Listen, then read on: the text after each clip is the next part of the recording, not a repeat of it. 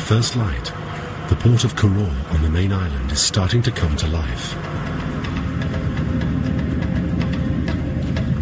For the team of scientists, the adventure is just beginning.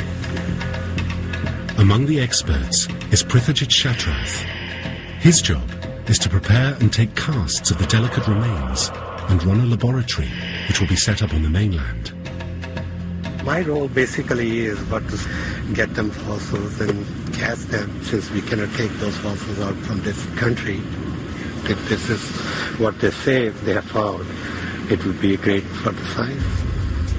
They're about to find out, but they'll have to hurry.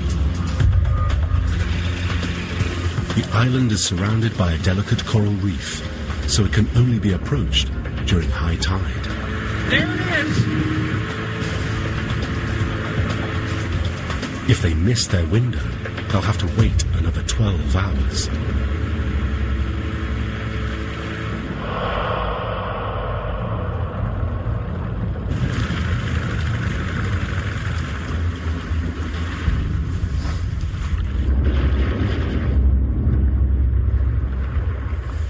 This is great.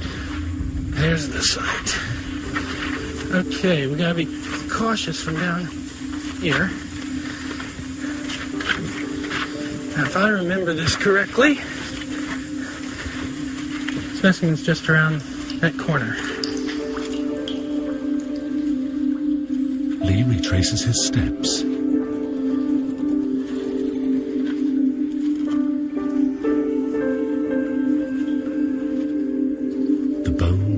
Just as he left them.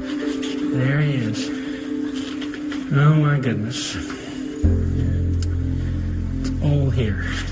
Now the real work is about to begin, as he and his team set out to assess exactly what he's found here. There she is. What's your guess on cranial capacity? The cave consists of a main floor, one that's partially covered by a collapsed roof. At the back of this area is a tunnel leading to the cramped inner cave, where Lee first found the pile of bones.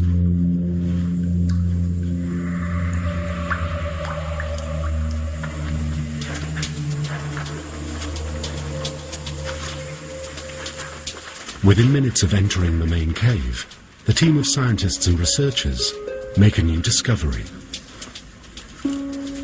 More bones.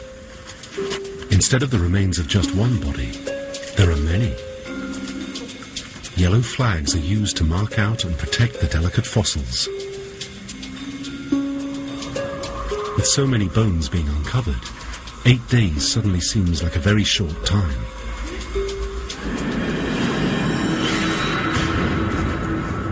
The spread of remains raises many questions. Could this be a mass grave? A killing field? As they start to try to piece together the bones, finding an easy answer looks like an impossible task. It's like a jigsaw puzzle that you sandpaper all the parts that fit together off. I'm just thinking how hard this is going to be to sort out. There's a tibial shaft, and you're left with this. I mean, it's fabulous. It's full of fossils. And a closer look at these fossils suggests a bizarre-looking people. The gap between the eyes is much wider than in modern humans. And there's that pronounced brow ridge, consistent with humans that existed over 10,000 years ago.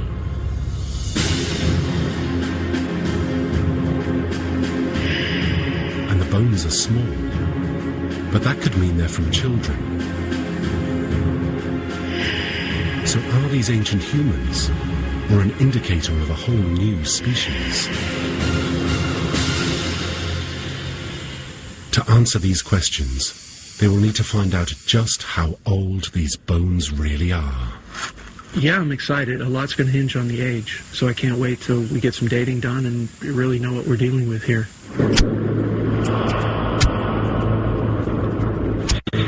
Lee calls in Rhonda Quinn, an expert geologist based in the US. Carbon dating analyzes the breakdown of carbon in organic materials such as bones to estimate their age. One of Rhonda's tasks will be to collect samples from different layers of the cave floor that will be sent for carbon dating in Florida. This will help determine when these people lived and hopefully give some clues as to how they died.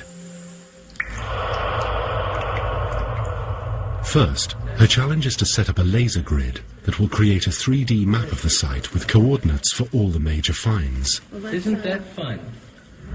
This virtual cave can then be analyzed to see how the remains may have shifted over time. And members of future expeditions will be able to recreate the cave just as it was first found.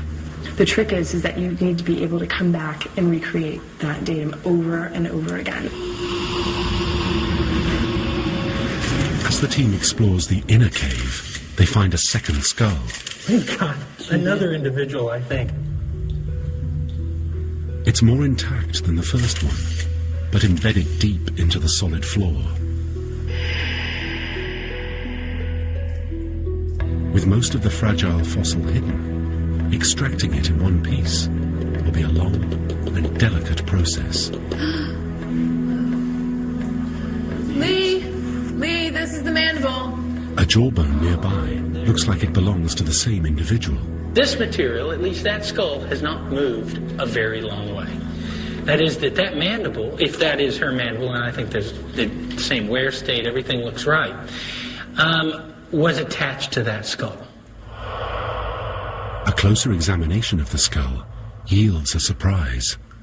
What I've just discovered is this little piece of bone that's sitting right on this individual's forehead, literally against it, is in fact that of a neonate. It's a child that may not even be born yet.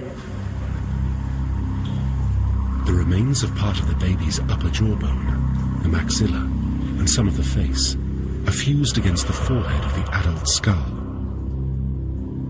Could this be a mother who died in childbirth? The find, combined with the range of ages and sheer number of bones here, suggests this cave could have been home to an entire community. Those were real, live people, family, friends, cultures. Maybe it's the fact that there are so very, very many bodies here. I'm almost touched more than any other site I've ever worked at.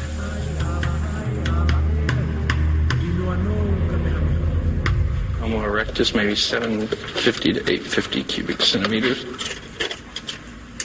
Measurements of the skulls show that whoever these people were, they weren't just small. They're some of the smallest humans ever found.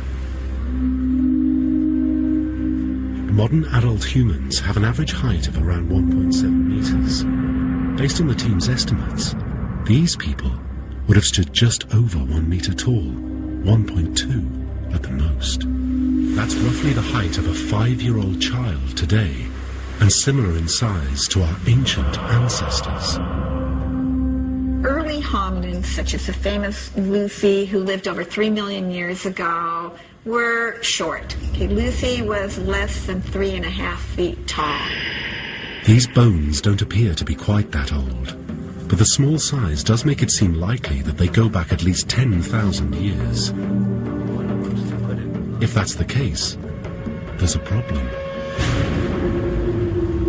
Even with the movement of continents and changing sea levels, the islands of Palau have never been closer than 800 kilometers to the nearest major landmass. With evidence of ocean-going boats only going back 3,000 years, how could these cave people have made the epic journey to Palau?